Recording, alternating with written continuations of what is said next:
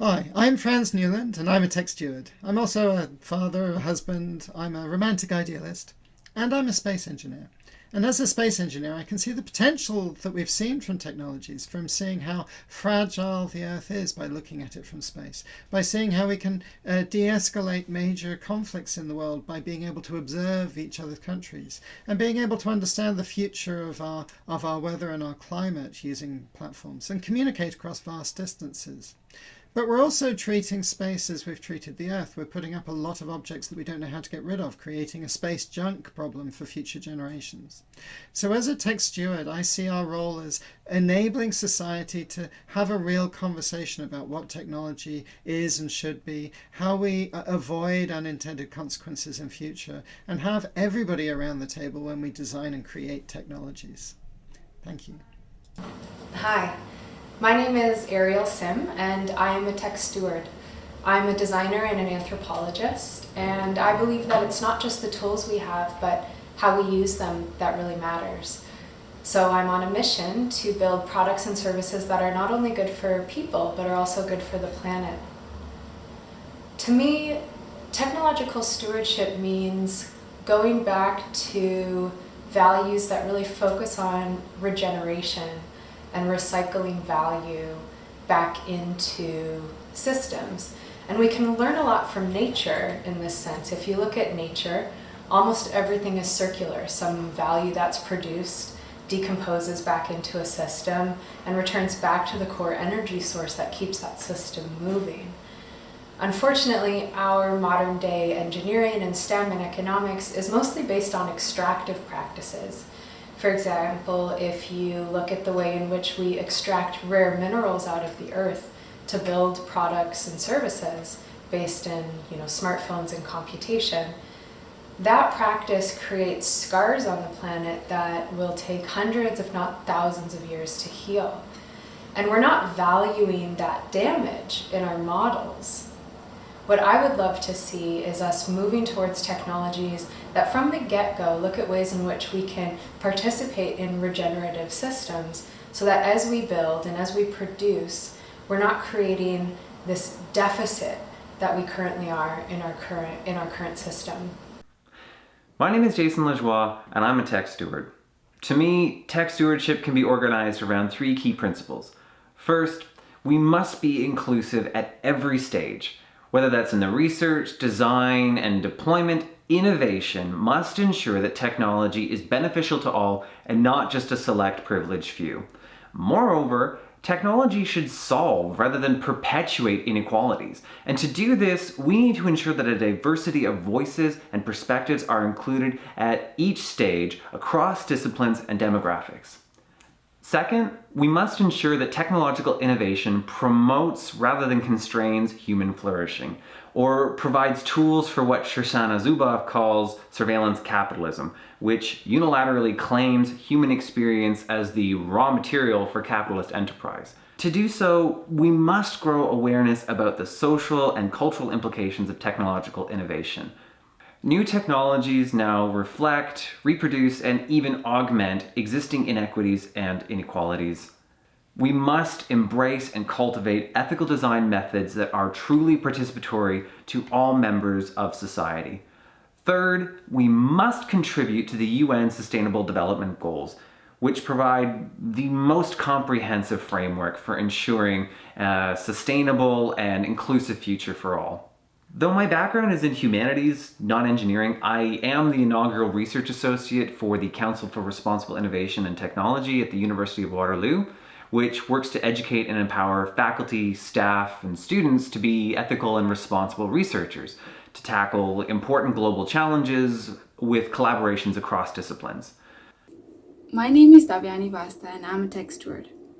To me, technological stewardship means integrating the relationship between technology and the society into a thinking framework. To understand how our engineering designs and decisions are going to interact with its end users and the various segments of the societal structure. Are these impacts going to be positive or negative? If they're positive impacts, what can I do to make these implications even more profound? And if they're negative, what can I do to change that?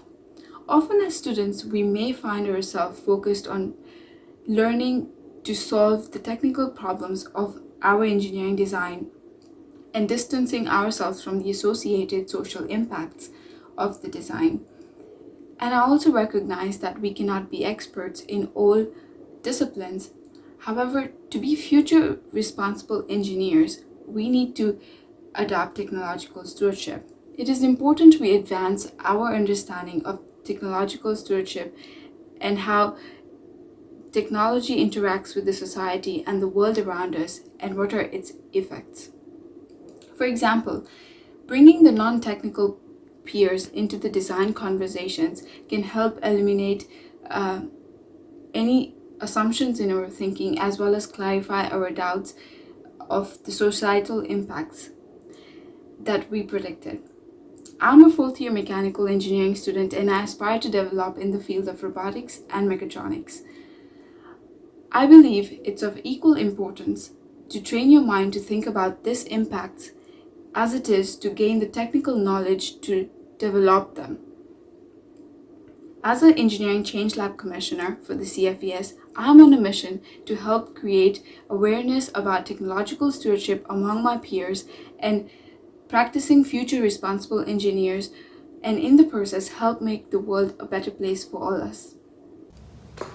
Hi, my name is Martin Ryan and I'm a technology steward. I think technology stewardship is first an acknowledgement that as a professional engaged in the design and development of the world that we live in, we are not just responsible for the qualities of our individual actions or the things that we build with others, but also the systems and norms that we support and frankly sustain along the way. And should we want to change any part of those systems, we need a shared language and a common purpose.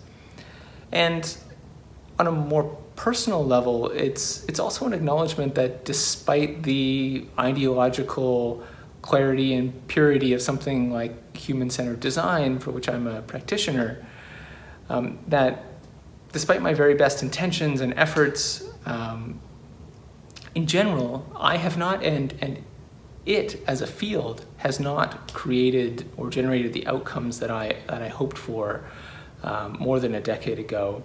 And I think that's because more often than not, the necessary conditions or the community needed to create those conditions simply weren't there. And so being a tech steward is essentially about joining and building that community, and a community that wants to create those conditions, build the systems and culture that we need to translate the kinds of individual values and intentions we all feel into real shared outcomes for people and for the planet. And I think technology stewardship is a really meaningful contribution to that dialogue, and a really constructive language that, if we all learn, can help us in making that translation work. Hi, I'm Jana Rozas, and I'm a tech steward. I think tech stewardship is important because it reminds us that nothing is designed in a vacuum. Everything has a social and ethical and environmental context. Technology always has some kind of human value baked into it. And sometimes those values aren't obvious or explicit to a designer or an engineer. And sometimes those values are taken for granted because they're what's considered normal or standard practice. It's not until we start questioning those values and start noticing who is included or who gets left out of the design process that we can uncover underlying assumptions that might mean something or someone important has been overlooked. The good news is that I think things like inclusive design practice are moving us more in the direction of being more intentional about the values that are embodied in a design. I'm an educator. I teach in the Faculty of Engineering and Applied Science at Memorial University. I teach about professionalism and ethics and about the broader implications of technology. In my classes, we explore questions like, how do we design a better engineer? And who and what is engineering for anyway? It's so important for students to build their tech stewardship practices because that's what can help keep you agile and resilient in your career. It's not just keeping up with the pace and scale of change, but actually making a difference to the trajectory that humanity is on when it comes to technological development. We're ingenious with what we can design and engineer, but a lot of our social and political and economic and cultural and legal systems are struggling to adapt to everything that technology makes possible. We need people who practice and embody the values of technological stewardship in all of these sectors, science and engineering, but also in education, in politics and law.